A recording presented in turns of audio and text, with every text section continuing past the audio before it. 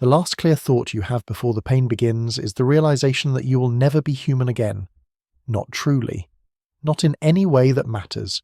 The apothecary stands over you in the surgical theatre, his power armour making him a giant even by the standards of the Adeptus Astartes. His gauntlets are removed, revealing hands that are themselves works of genetic engineering, precise and steady in ways baseline human anatomy could never achieve. He holds the first vial of gene seed, the sacred genetic material that will transform your adolescent body into something transhuman. The liquid inside glows faintly, carrying within it the genetic legacy of a Primarch whose name you barely dare speak. You are 13 years old. 3 days ago you were running with a gang in the lower levels of Hive Tertius, fighting for scraps and survival in conditions that killed most children before their 10th year. Then the recruiters came, hulking figures in black armour bearing the chapter's heraldry, and they selected you from among the hundreds who had gathered to compete in the trials. You climbed, you fought, you watched 97 others die in the testing, their bodies broken by falls from impossible heights, torn apart by training servitors, or simply giving out from exhaustion and despair. You were chosen because you did not break. Because when the trial master held a knife to your throat and told you to beg for mercy, you spat blood in his face instead. Because when they locked you in absolute darkness for 3 days with no food or water, you emerged with your sanity intact while others had clawed their own eyes out in madness. Because you are young enough that the gene seed might take root, old enough that your body can withstand the initial surgeries, and compatible in ways that genetic testing reveals but cannot fully explain. Only 1 in 1,000 candidates possess the correct genetic markers. Only 1 in 10 of those survives the transformation. You passed the tests. Now comes the price. The apothecary speaks in a voice that rumbles like distant thunder. This will hurt. Many of the implantation procedures require that you remain conscious and alert. Your nervous system must be responsive for the organs to integrate properly. We will not dull your pain with narcotics. The agony is part of the process. It teaches you what you must learn, that suffering is temporary, that the body is merely a vessel to be transcended, that weakness is the only true death. You want to speak, but your throat is too dry. They have been conditioning you for this moment through days of fasting and prayer. Your body has been purged of impurities, your mind prepared through hypnotic suggestion. But nothing they said, nothing they showed you, nothing in your 13 years of brutal survival in the Underhive prepared you for what comes next. The apothecary makes the first incision. You feel the scalpel part your flesh over your sternum, cutting through skin and muscle, with surgical precision. The pain is immediate and overwhelming, a white-hot line of agony that makes every nerve in your body scream. But you do not scream. You clench your teeth until they crack. You grip the restraints until your fingers go numb, but you do not scream. Because the others who screamed during their surgeries were removed and never seen again. Weakness is the only true death. The apothecary's hands move inside your chest cavity. You can feel him working, cutting, manipulating, creating space where no space should exist. Your ribcage is being restructured, the bones already beginning to fuse in ways that will eventually create a bulletproof shell of interlaced plates. But that process will take months. Right now there is only the sensation of your skeleton being reshaped while you're awake to feel every adjustment. The first implant is the secondary heart. The maintainer, they call it in the chapter's litanies. The simplest of the 19 organs you will receive. A smaller version of your original heart, grown in the chapter's gene, forges from the sacred gene seed. The apothecary positions it in your chest cavity, connecting it to your circulatory system with sutures too fine for you to see. You feel the organs settle into place, foreign and intrusive, and then the apothecary activates it with a carefully measured burst of electrical stimulation. Your new heart begins to beat, out of sync with your original. 2 rhythms, overlapping and discordant, creating a sensation of pressure inside your chest that makes you think your sternum will burst open. Your blood pressure spikes. Your vision goes dark at the edges. You can feel your body trying to reject the organ, your immune system recognizing it as foreign, even though it carries genetic markers that identify it as part of you. The apothecary injects something directly into the implant, chemical suppressants that will force your body to accept what has been done to it. The pressure subsides slightly, but does not vanish. You have 2 hearts now. The discord will fade as your nervous system adapts. But for these first hours, it feels like being torn in half from the inside. The surgical servitors seal the incision with medical staples and synthetic tissue sealant. You can hear the click of the staples being driven through your flesh. Feel the burn of the sealant as it bonds to your skin. The apothecary studies biometric displays, monitoring your vital signs, ensuring that your body is handling the trauma. Your dual heartbeats stabilize into something approaching a unified rhythm. The apothecary nods. Phase 1 is complete. The next surgery will begin in 4 hours. You must remain conscious. Meditate on the pain. Transform it into strength. They wheel you to a recovery chamber, a cell carved from bare rockcrete lit by a single flickering lumigen. The temperature is kept deliberately cold. Discomfort aids in preventing you from sleeping when you must remain awake. A servo skull hovers near the ceiling, its mechanical eyes watching for any sign that you are failing, that your body is rejecting the implant, that the gene seed is killing you. Hour 4. The pain in your chest has become a constant presence, a drumbeat of agony that pulses with your dual hearts.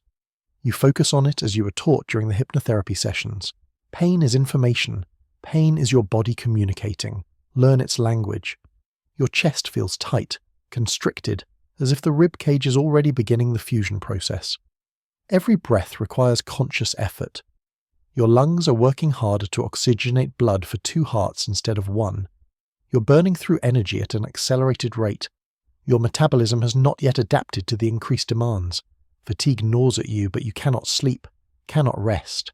Must remain conscious so that when they come for the next surgery, your nervous system will be responsive. A chapter serf enters the chamber carrying a tray. Food, if it can be called that. A grey paste rich in proteins and laced with microscopic ceramic compounds that your bones will absorb during their restructuring. You force yourself to eat, though your stomach rebels. The paste tastes like metal and ashes. This too is part of the transformation. Your dietary requirements are changing. Soon you will be able to eat things that would poison a normal human and derive sustenance from them. Hour 8. The apothecary returns with his surgical servitors. You're strong enough to walk, though each step sends lances of pain through your chest. You follow him back to the surgical theatre, your movements stiff and halting. The second procedure will implant the os medulla, the iron heart, a small tubular organ that will be placed at the base of your brain, becoming part of your endocrine system. It will secrete modified growth hormones that, combined with the ceramic-laced diet, will transform your skeleton into something far beyond human norms. They position you face down on the surgical table this time, your head locked into a brace that prevents any movement. You feel the apothecary's fingers on the back of your skull palpating, finding the correct entry point. The pain when he cuts through your scalp is sharp and immediate, but worse is the sound. The whine of the surgical drill as it bores through your skull. You can feel the vibration in your teeth, in your jaw, resonating through your entire head. The smell of burning bone fills your nostrils. They are opening your skull. They are going to place something inside your brain. The rational part of your mind, the part that still thinks in the patterns you learnt in the underhive, screams that this is wrong, that this will kill you, that you need to fight and escape. But you were chosen because that part of you can be overridden. Because when the trial master held the knife to your throat, you did not beg. Because you understand that transformation requires sacrifice. The drill stops. You feel pressure as instruments are inserted through the hole in your skull. Feel them probing through your brain tissue. There is no pain now because the brain itself has no pain receptors. But the sensation of invasion is overwhelming. Something is moving inside your head. Something is being placed where nothing should be. The os medulla slides into position alongside your pituitary gland, smaller than your thumbnail but containing enough genetic information to rewrite your skeletal development. The apothecary activates it with another carefully measured stimulus. You feel nothing at first. Then a wave of heat washes through your body, originating from the base of your skull and spreading outward. Your endocrine system is being hijacked, forced to produce hormones it was never meant to create. Your skeleton begins to ache with a deep, hollow pain. The ceramic compounds you ate are being absorbed by your bones at an accelerated rate. Your growth plates, which should have fused by your late teens, are being forced to remain active. You're going to grow. You're going to continue growing far beyond normal human limits. 7 feet tall, 7.5. Your bones will become dense and hard, interlaced with ceramic that will make them nearly unbreakable. Your ribcage will fuse into a bulletproof shell, but that will take years. Right now, there is only the sensation of your skeleton beginning a transformation that it was never meant to undergo. They seal your skull with a plug of synthetic bone and medical adhesive. The pain returns as they suture your scalp closed, but it is minor compared to what you have already endured. You are learning to categorize pain, to rank it, to understand that some agonies are so overwhelming they render lesser sufferings irrelevant. Hour 12. Half a day since the first surgery. You're back in the recovery chamber, sitting on the bare floor because lying down puts pressure on your chest that makes breathing even more difficult. Your body is in revolt. The dual hearts are straining. Your skeletal system is beginning its restructuring, creating aches in every bone. Your immune system is fighting a war against the foreign organs, suppressed by chemicals but not defeated. You vomit the grey paste you ate earlier. The servo skull registers the event, transmitting data to the apothecaries. Within minutes, a chapter surf arrives with more paste and an injection. The injection contains more immunosuppressants and something else, something that makes your head feel thick and your thoughts sluggish without quite crossing into unconsciousness. You eat again, forcing the paste down, knowing you need the nutrition even as your body rejects it. This pattern will continue for days.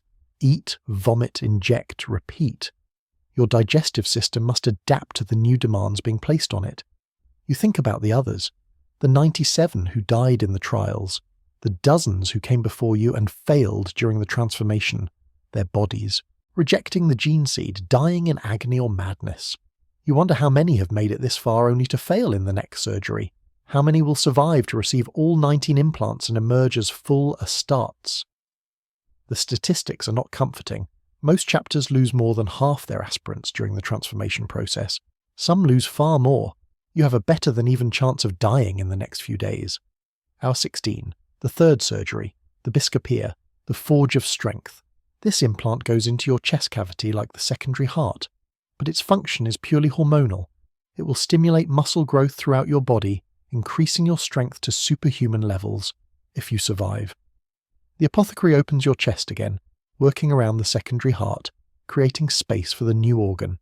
You have become almost accustomed to the sensation of having your body opened while you remain conscious. Almost. The pain is still overwhelming, but you have learned to function through it, to observe it from a distance. This is not happening to you.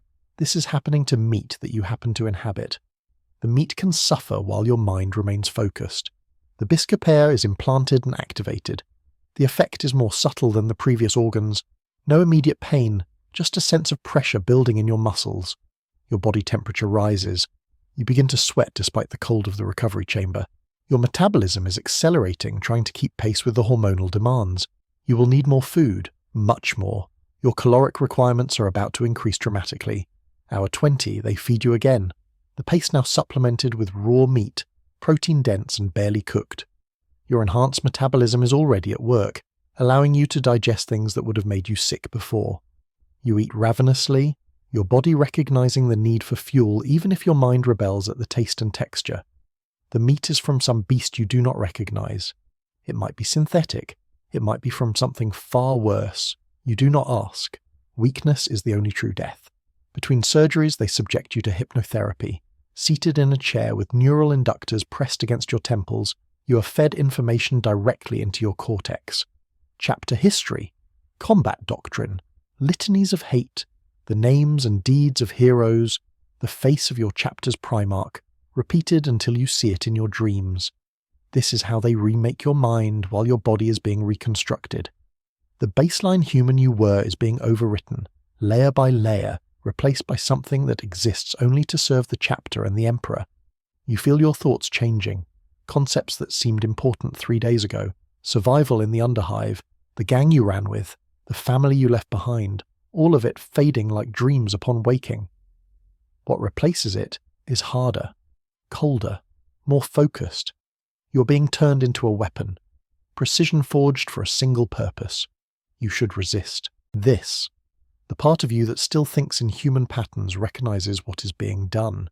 But resistance requires will, and your will is being systematically eroded by pain, exhaustion, and chemicals that make your thoughts plastic and receptive. Hour 24. 1 full day since the transformation began. You have received 3 implants. 16 remain. The process typically takes years to complete, each implant spaced months apart to allow your body to adapt. But the chapter is undermanned. There is war across the subsector. They are accelerating the schedule, compressing years into months, accepting higher mortality rates in exchange for desperately needed recruits. You might receive your next implant in hours rather than weeks.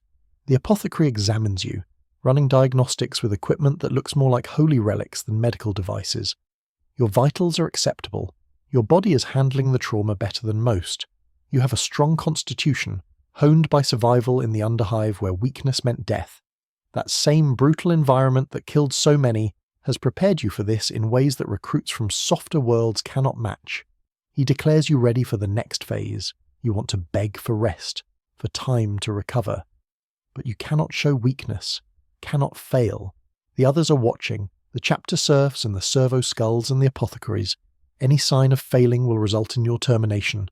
They do not waste gene seed on those who cannot endure. Hour 28. The 4th implant, the hemastomen, the blood maker. Another organ in your chest, positioned near your other hearts, whose purpose is to enhance your blood's oxygen carrying capacity. The surgery follows the now familiar pattern: incision, manipulation of your internal organs, implantation, activation, agony. Your chest is becoming crowded with organs that were never meant to exist. Your ribcage is restructuring itself to accommodate them, the bones shifting and fusing in ways that create constant pressure. You can no longer take a full breath. Your lungs are being compressed by the transformations happening around them. The apothecary assures you this is normal. Your multi-lung will be implanted later, giving you additional respiratory capacity. For now you must survive on less oxygen than your enhanced metabolism demands.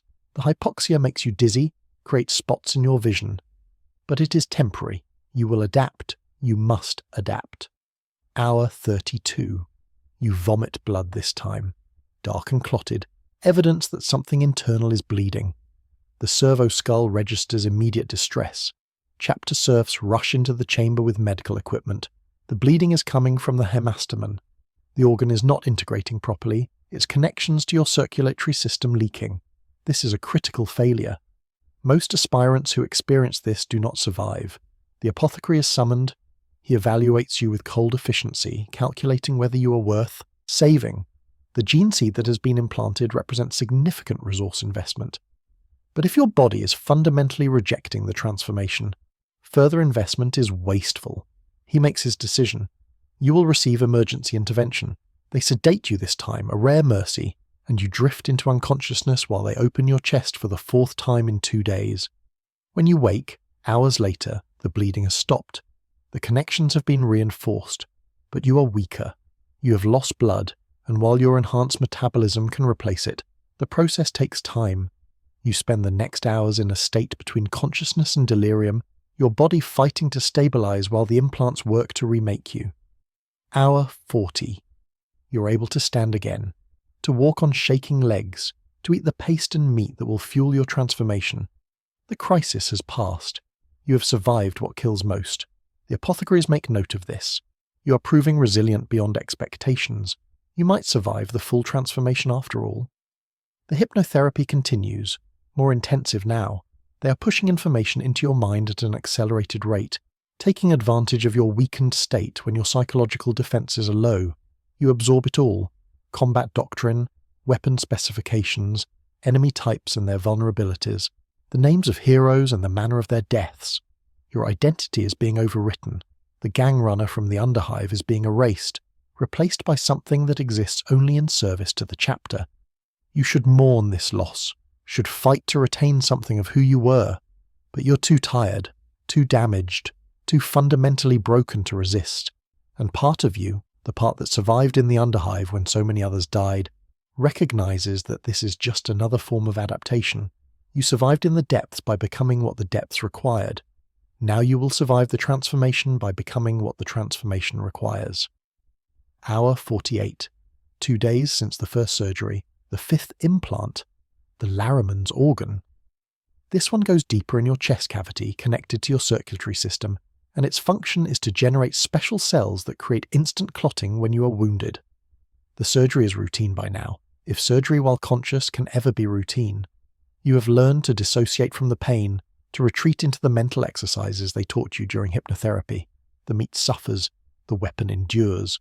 The Laraman cells will save your life countless times in the decades to come, sealing wounds that would kill a normal human. But right now, they are just another foreign element in your bloodstream, another thing your immune system must learn to tolerate. Hour 52. You notice the changes becoming more obvious. Your hands are larger, your arms longer, your bones aching with growth that should take years but is being compressed into days by the osmodula's hormonal cascade. You are eating constantly now, consuming calories at a rate that would be impossible to sustain without the chapter's resources. Your body is a furnace, burning fuel to power the transformation. Your skin is hot to the touch. Your second heart is beating stronger, taking on more of the load, allowing your original heart to focus on oxygenating your brain. The dual rhythms have synchronized into something new, a unified cadence that is neither human nor fully Astartes, but something transitional. Hour 56. They come for you again, the sixth implant. This one is different. This one goes into your throat. The catalepsian node, a small organ that will be implanted at the base of your brainstem, altering your sleep patterns. When it is fully functional, you will be able to rest half your brain at a time, remaining partially conscious and alert even while sleeping. You will be able to operate for weeks without true rest. But the implantation is delicate. The brainstem controls vital autonomic functions. Any error could leave you paralyzed or dead. The apothecary makes the incision at the back of your neck, cutting through muscle and tissue to reach the spinal column. You feel the instrument sliding past your vertebrae, probing deeper, seeking the exact location where the node must be placed. One wrong move would sever your spinal cord. You would die on the table, another failed aspirant whose name would be recorded and forgotten. The node slides into place. Activation brings immediate disorientation. Your vision blurs. Your sense of balance fails.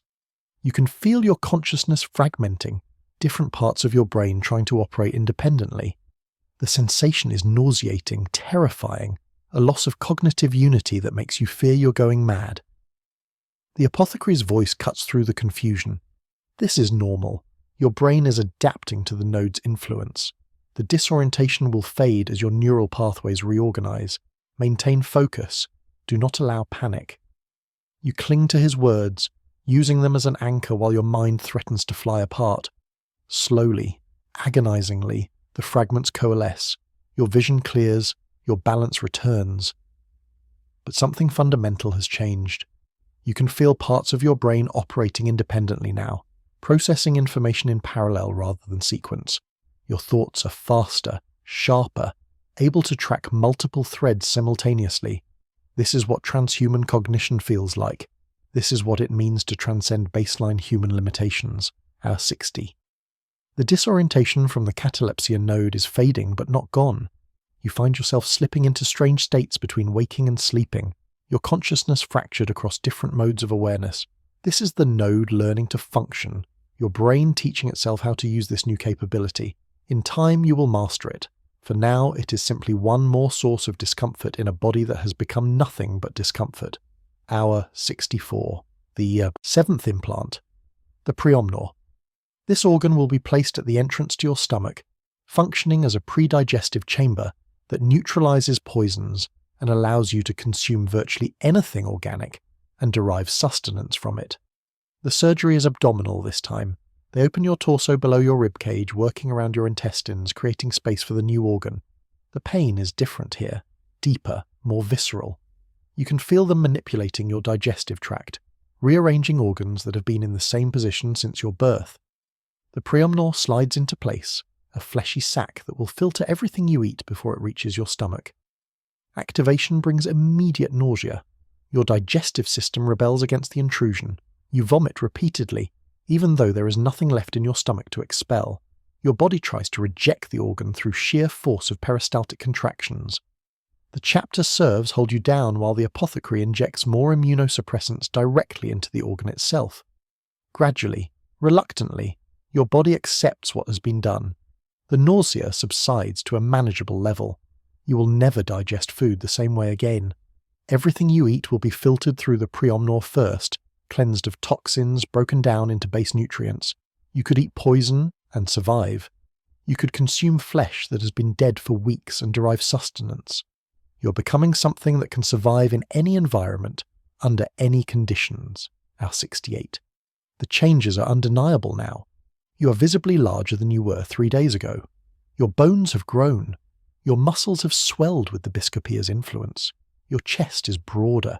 Your arms thicker. You no longer fit the clothing they gave you when you arrived.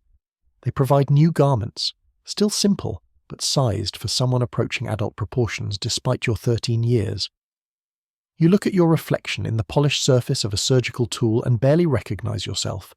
Your face is changing. Your jaw is broadening. Your brow is becoming more pronounced. The features you inherited from parents whose names you can barely remember are being reshaped by forces that care nothing for family resemblance. You're becoming a space marine. Even if the transformation fails now, even if your body rejects the remaining implants, you will never look human again, never fit back into the world you came from. The underhive that shaped you is forever closed. There is only forward now, only the completion of the transformation or death in the attempt. Hour 72. 3 days since the first surgery, 7 implants in place, 12 more to go. You have survived longer than most. The apothecary tells you that your genetic compatibility is exceptionally high. Your body is accepting the gene seed better than they dared hope. You have a real chance of surviving the full transformation, but the worst is yet to come. The later implants are more complex, more invasive, more likely to cause catastrophic rejection. The omophagia that will allow you to absorb memories by consuming flesh. The multi-lung that will be wedged into your chest cavity alongside your existing lungs. The oculobe that will be grafted onto your optic nerves. The Lyman's ear that will be implanted in your auditory system. The Sussen membrane that will allow you to enter suspended animation. The melanochrome that will alter your skin. The oolitic kidney that will filter toxins.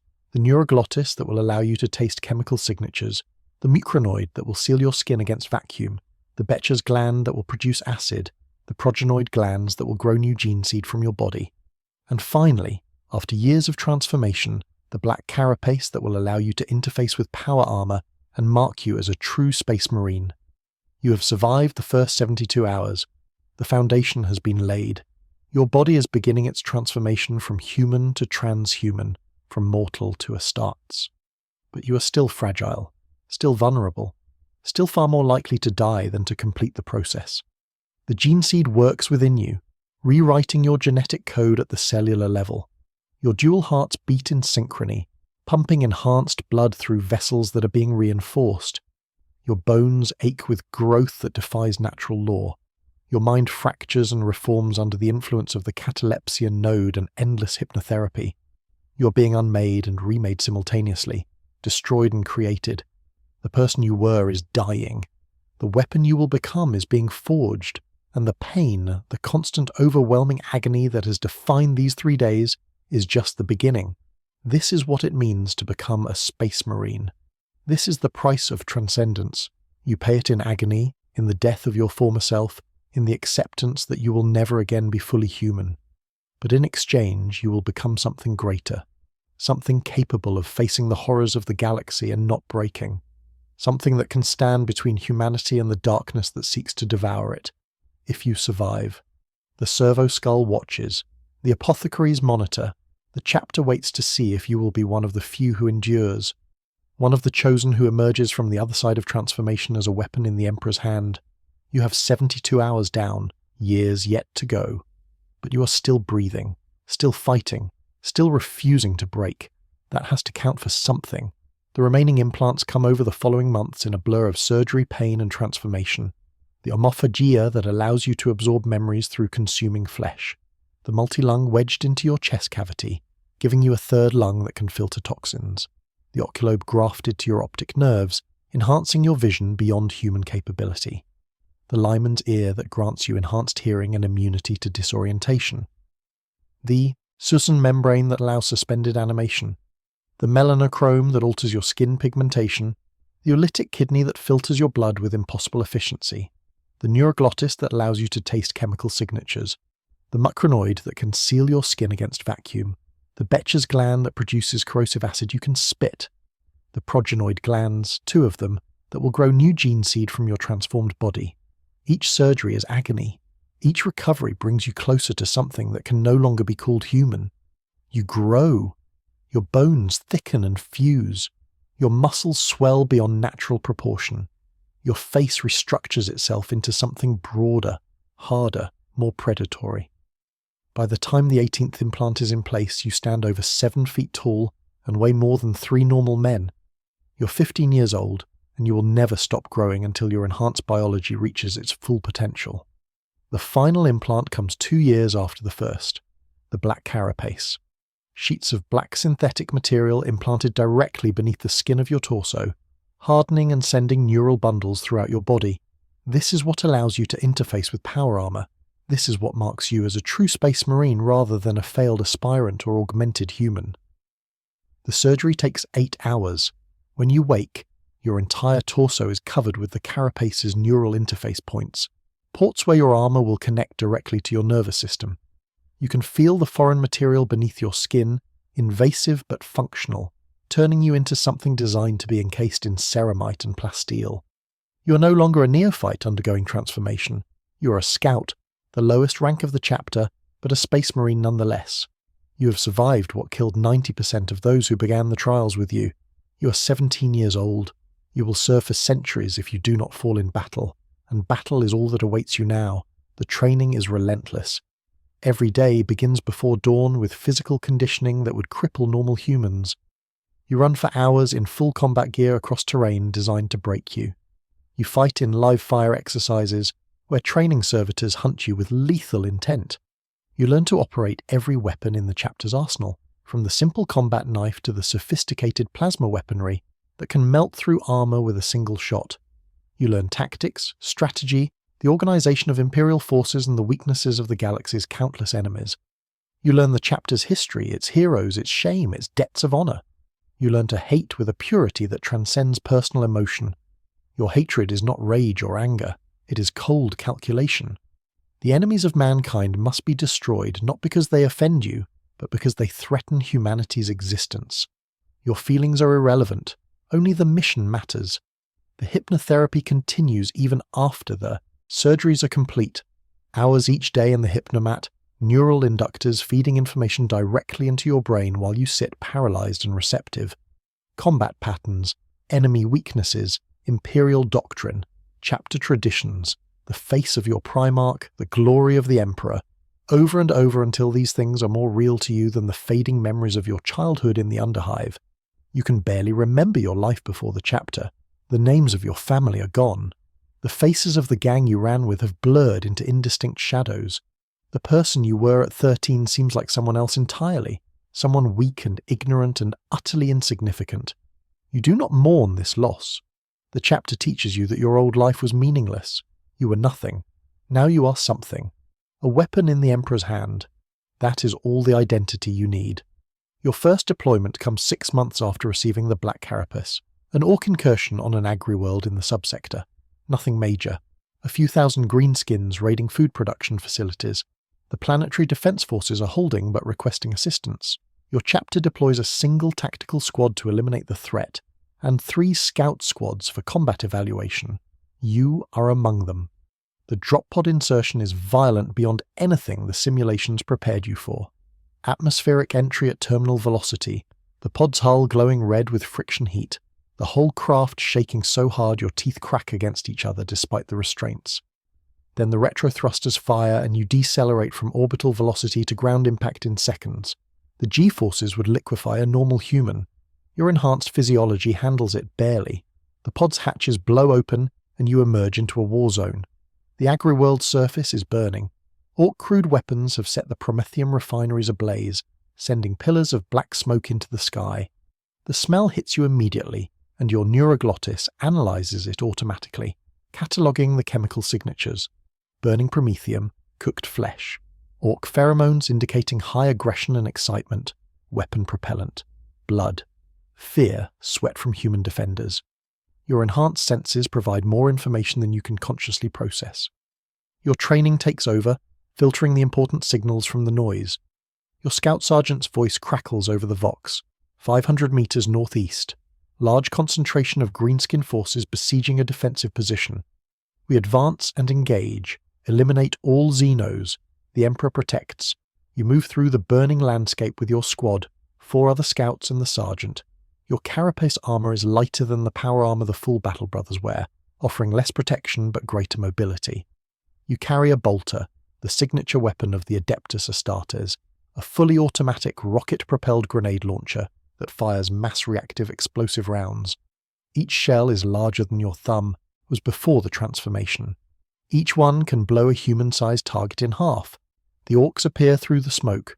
Your enhanced vision picks them out before your unaided eyes would, thermal signatures and movement patterns highlighted by your oculobe's processing.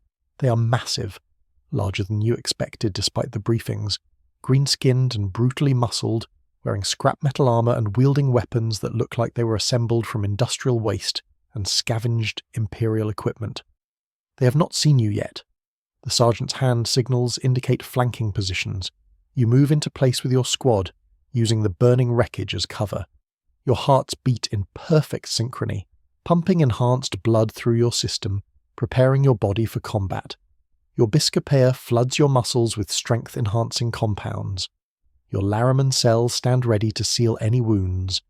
Every organ implanted into your body over 2 years of agony is now active, coordinated, turning you into the weapon you were designed to be. The sergeant gives the signal. You open fire. The bolter's recoil is immense, but your enhanced strength manages it easily. The first burst catches an orc in the chest, 3 rounds impacting within a handspan. The mass-reactive warheads detonate inside the creature's body cavity, blowing it apart from the inside. Blood and organs spray across its companions. You adjust your aim and fire again, and again, and again.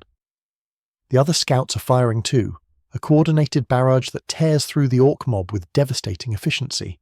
But the orcs do not break, do not retreat. They roar with what sounds like joy and charge directly into the gunfire. This is what you are not prepared for, the complete absence of fear or self-preservation. They run toward death with the same enthusiasm a human child might show running toward a festival. Your bolter empties. You eject the magazine and slam a fresh one home, the motion automatic from thousands of hours of drill. But the orcs are closing fast. Faster than their size suggests they should be able to move. Your sergeant's voice cuts through the chaos. Brace for melee, for the Emperor. You draw your combat knife, an adamantium blade as long as your forearm, and the orc tide crashes into your position. The first greenskin to reach you swings a crude axe with enough force to split you in half. Your enhanced reflexes allow you to sidestep, the blade missing by centimeters. You drive your knife into the creature's throat and rip sideways, severing major blood vessels. The orc gurgles and falls, but 2 more are already on you. You fire your bolter point blank into one's face. The explosive round removes its head in a spray of bone and brain matter. The second orc's weapon, some kind of improvised club studded with nails, catches you across the shoulder. Pain explodes through your arm, but your Laraman cells are already working, clotting the wound, keeping you functional. You slam the bolter's stock into the orc's jaw with enough force to shatter bone, then empty the rest of your magazine into its chest at contact range. The fight continues. How long, you cannot say. Time becomes meaningless in combat, reduced to a series of target acquisition, fire, reload, evade, strike sequences that your training has made automatic. You fight with the cold efficiency your conditioning has instilled. No rage, no fear, just the systematic elimination of targets. The orcs die. One by one, then in groups as your squad's coordinated fire chews through them. But they never stop attacking, never surrender. They charge into certain death with bellows of what sounds like laughter. You begin to understand what you are fighting. Not an army, but a species whose entire existence is oriented toward warfare. They are not motivated by politics or resources or revenge. They fight because fighting is what they are. This makes them more dangerous than any human enemy could be. When the last orc falls, you stand among the bodies and assess the damage. Your armor is scored and dented. Your shoulder wound has sealed but will require attention from the apothecary. Your bolter is empty and one of your combat knives has snapped at the handle. One scout in your squad is dead, torn apart by an orc power claw before the sergeant could intervene. Another has lost an arm below the elbow. the stump already cauterized and sealed by emergency medical servitors. This is your first combat operation. 1 dead, 1 maimed, the rest wounded to varying degrees. The sergeant reports it as an acceptable casualty rate. You extract the fallen scout's gene seed before you leave the area, the sergeant performing the sacred duty with practiced efficiency. The progenoid glands are removed from the body and placed in stasis containers. This gene seed will be used to create new Space Marines. The brother's death serves the chapter. His body is left behind. There are no ceremonies, no speeches. Just the pragmatic recovery of the chapter's most precious resource. This is how Space Marines treat their dead. You return to the dropship and are extracted from the combat zone. The entire operation lasted 4 hours. In that time, you killed 23 orcs verified, likely more in the initial barrage where individual kills could not be confirmed. You have fulfilled your purpose, you have performed adequately, you receive no commendation, no praise, just a curt acknowledgement from the sergeant that you did not fail. This is all the validation you will ever receive. Combat becomes routine over the following months. More deployments, more battles. Orcs, again and again, as if the galaxy produces an endless supply of the creatures. You learn their tactics, their weaknesses, the way they coordinate despite appearing to be anarchic mobs. You learn to anticipate where they will charge, when they will break, how to maximize casualties while minimizing your own exposure. You also learn about the other enemies of mankind. The Tau with their sophisticated technology and naive philosophy. The Dark Eldar who raid imperial worlds for slaves and suffering. The Tyranids, horrifying biological swarms that devour all organic matter. The forces of chaos, the true enemy, corrupted humans and fallen Space Marines who serve the ruinous powers. Each enemy type requires different tactics, different approaches. Your training expands to encompass them all. But it is not just the physical skills of warfare you must master. The psychological conditioning continues. More hypnotherapy, more indoctrination. They are remaking your personality, stripping away anything that might interfere with your function as a weapon. Compassion is a weakness that gets soldiers killed. Mercy is a luxury the Imperium cannot afford. Doubt is heresy. Question nothing. Accept your orders. Execute your mission. Die if necessary. Your life has no value beyond your service to the chapter, and through the chapter to the Emperor, and through the Emperor to humanity. This is drilled into you every day through 100 small and large reinforcements. You watch it happen to the other scouts in your squad. They become harder, colder, more distant from anything resembling normal human emotion. You watch it happen to yourself and cannot summon the will to resist. The conditioning is too thorough, the indoctrination too complete, and part of you, the part that survived the underhive and the trials and the transformation, recognizes that this is just another form of adaptation. You survived by becoming what your environment required. Now you survive by becoming what the chapter requires. Your first encounter with chaos comes 2 years into your service as a scout. A cultist uprising on a civilized world, started as a labor dispute and metastasizing into full heresy when the workers began worshipping something they called the Grandfather of Plagues. Your chapter deploys 2 tactical squads and supporting elements. You're part of the scout contingent tasked with reconnaissance and target marking. The cultists are mostly normal humans, workers from the industrial complexes, families from the residential districts. They carry improvised weapons and jury-rigged autoguns. They should be easy to suppress. But they have been touched by chaos, and nothing about chaos is easy. You see your first demon on the 3rd day of the campaign. It manifests in the center of a cultist stronghold, tearing through from the warp into reality. The sight of it damages your mind in ways you cannot immediately process. Your brain tries to reject what your eyes are seeing because the geometry is wrong, the colors are impossible, the mere existence of the thing violates natural law. Your training saves you. Your conditioning kicks in, overriding the horror and disgust and existential terror. You lock those feelings away, compartmentalize them, focus on the tactical situation. The demon is a target, it must be. It. Eliminated. Nothing else matters. The tactical squad engages with blessed ammunition and sanctified weapons. The scout sergeant orders your squad to fall back and establish a perimeter. You obey, grateful to put distance between yourself and the thing that should not exist. The campaign lasts 2 weeks. By the end, the entire planetary population has been evaluated for corruption. Those found tainted are executed. Those deemed salvageable are subjected to penal servitude. The planet's industrial output will continue, but under new management and with inquisitorial oversight. You have killed hundreds of cultists, men, women, some who appeared to be children, though chaos corruption makes age difficult to determine. You executed them with the same cold efficiency you would show cleaning and maintaining your bolter. They were corrupted. They threatened the Imperium. They had to die. Your feelings about it are irrelevant. This is the logic you have been taught. This is how Space Marines think. And yet, in the rare moments when you're not training or fighting or undergoing conditioning, you find yourself wondering about the person you used to be. The 13-year-old gang runner who fought for survival in the Underhive. Would he recognize what you have become? Would he be proud or horrified? The answer comes immediately, provided by your conditioning. It does not matter. That person is dead. Only the weapon remains. You are 20 years old. You have been a scout for 3 years. You have participated in 47 combat operations across a dozen worlds. Your kill count is in the thousands. You have lost 6 squad members to enemy action, and seen 3 more invalided out due to injuries too severe for even Space Marine physiology to fully recover from. You have been wounded 17 times, ranging from minor lacerations to a bolter round that punched through your chest armor and collapsed one of your lungs. Each time you recovered and returned to duty. This is your life now. Combat, training, conditioning, repeat. No rest, no leave, no personal time or hobbies or relationships.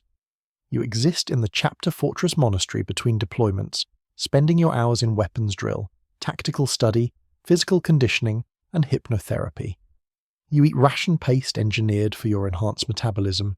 You sleep in 4-hour cycles, half your brain at a time. You speak only to give or receive orders. This is what it means to be a Space Marine. This is what you were transformed to become. A weapon without sentiment or weakness. A killer without conscience or mercy. The Emperor's wrath made manifest. You should feel pride in what you have achieved, should feel satisfaction in serving humanity, should feel purpose in your dedication to the chapter. Instead, you feel nothing at all. The conditioning has been too effective. The person you were has gone so completely that you cannot even remember what it felt like to have normal human emotions. You observe yourself from a distance, noting your actions and reactions with clinical detachment. You have become exactly what they made you to be.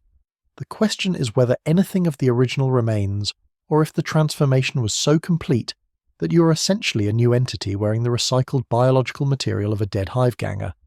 The promotion to full battle brother comes after 5 years as a scout. You receive the promotion not through any special achievement, but simply by surviving long enough and demonstrating consistent competence. You are deemed ready for the heavier power armor, the enhanced weapons, the greater responsibilities of a tactical squad position. The ceremony is brief and perfunctory. Your scout armor is removed and stored.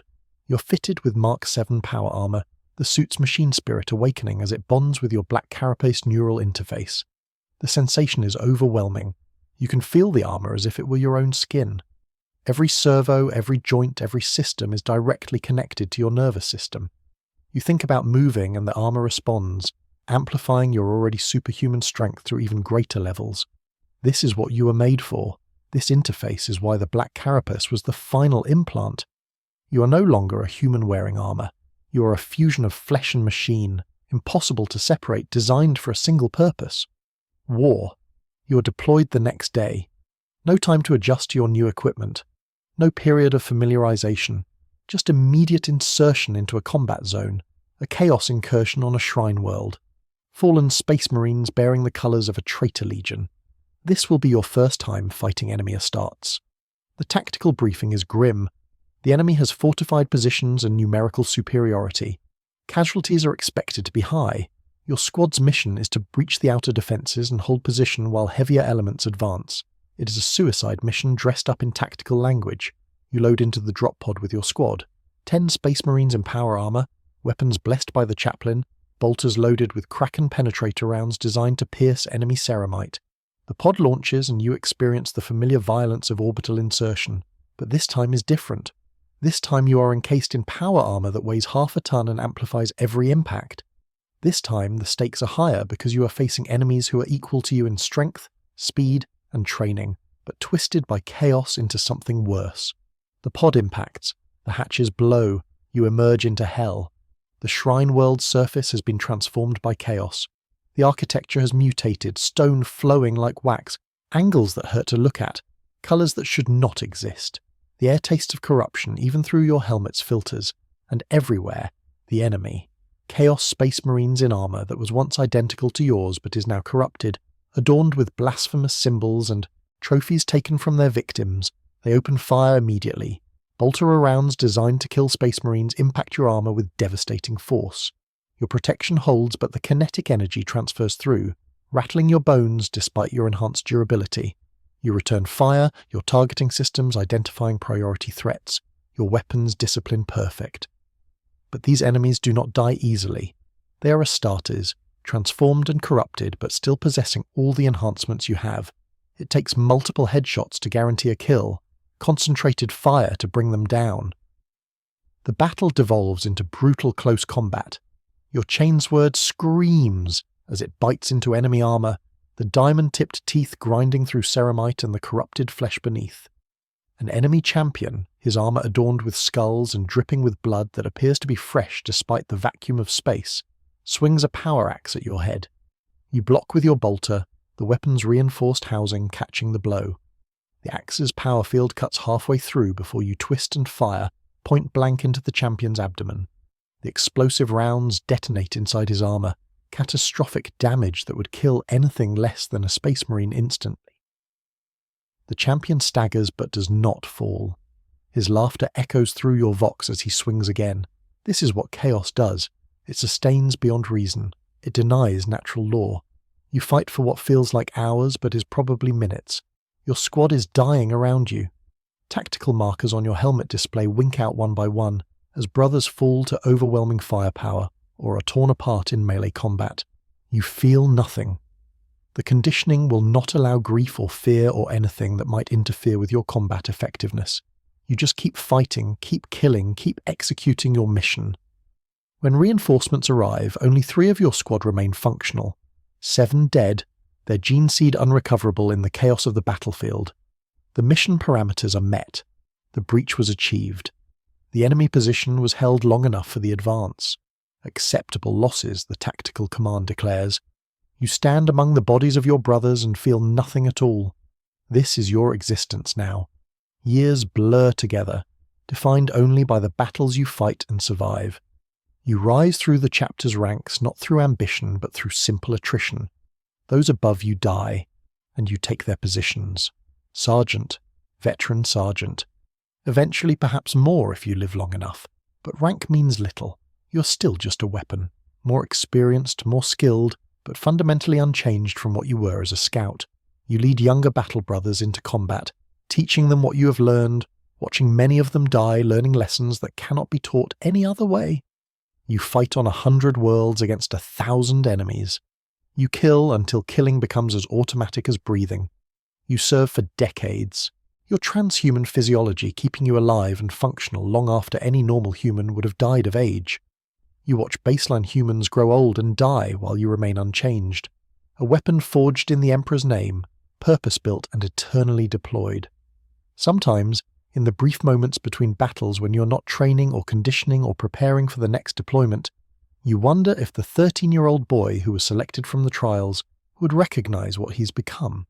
You wonder if he would understand that the transformation was not just physical, but psychological, that they took that frightened child and systematically destroyed everything that made him human, replacing it with cold efficiency and unwavering loyalty to an institution that views him as replaceable. You wonder these things, but you cannot hold on to the thoughts for long. The conditioning reasserts itself. These questions are weaknesses. Doubt is heresy. You are Space Marine. You are the Emperor's wrath. You are the Imperium's shield and sword. This is all you need to be. This is all you're allowed to be. The weapon does not question its purpose. The weapon simply cuts when directed, and you will cut until you fall in battle, as all Space Marines eventually do. This is the only future you have, the only future you were ever meant to have. Your first 72 hours were just the beginning. The pain of transformation was just the entry fee. The true cost is measured in the decades or centuries that follow, fighting wars that can never be won, against enemies that can never be fully defeated. in service to an Imperium that will forget your name the moment you fall. You are a Space Marine. You were made for war, and war is all you will ever know. This is the Emperor's mercy. This is what salvation looks like in the grimdark future of the 41st millennium. You traded your humanity for the strength to defend humanity. Whether that trade was worth it, you will never know. The conditioning will not allow you to question it. The hypnotherapy has made such doubts impossible. You simply are what you are, a weapon, a killer, a Space Marine, forever.